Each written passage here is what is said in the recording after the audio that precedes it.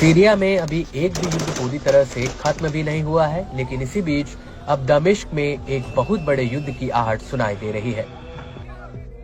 दरअसल असद के सीरिया से भागने के बाद एचटीएस की अगुवाई में अबू मोहम्मद अल जुलानी ने सीरिया में अंतरिम सरकार बना ली और ये जग जाहिर है कि तुर्की, अमेरिका और इजराइल के समर्थन से एचटीएस ने असद की सत्ता को उखाड़ फेंका।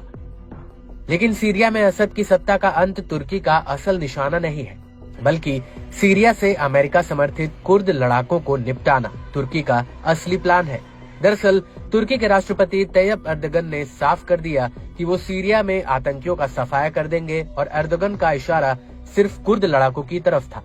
Tercihini terörden ve şiddetten yana kullananları bekleyen tek akıbet silahlarıyla birlikte toprağa gömülmektir. Açık söylüyorum, bunun önüne hiçbir güç geçemez. Türkiye bekasını ve güvenliğini koruma noktasında nasıl tavizsiz bir iradeye sahip olduğunu pek çok kez göstermiştir. İş o raddeye varırsa yine bir gece ansızın gelebiliriz.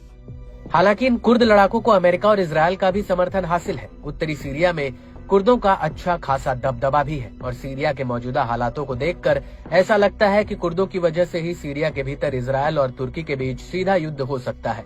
वो इसलिए क्योंकि Israel के रक्षा budget और रणनीतिक सुरक्षा पर बनी नागेल committee ने इजराइल को चेतावनी दी है कि उसे तुर्की के साथ सीधे टकराव के लिए तैयार हो जाना चाहिए।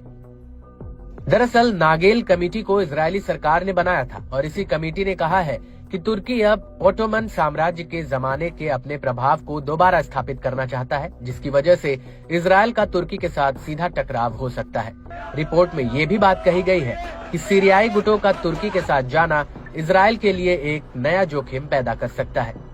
कमेटी के मुताबिक सीरिया से पैदा हुआ खतरा ईरानी खतरे से ज्यादा खतरनाक हो सकता है और तुर्की समर्थित ताकतें उसके मुखौटे के रूप में काम कर सकती है, जिससे क्षेत्रीय अस्थिरता पैदा होने का खतरा है।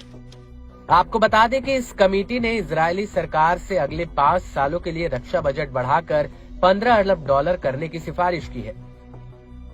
इसके अलावा कमेटी का कहना है कि इजराइल की सुरक्षा और मजबूत करने के लिए सरकार को अतिरिक्त F-15 लड़ाकू जेट्स, रिफ्यूलिंग एयरक्राफ्ट, ड्रोन्स और सैटेलाइट से lace long range missile system को और ज्यादा खरीदना चाहिए।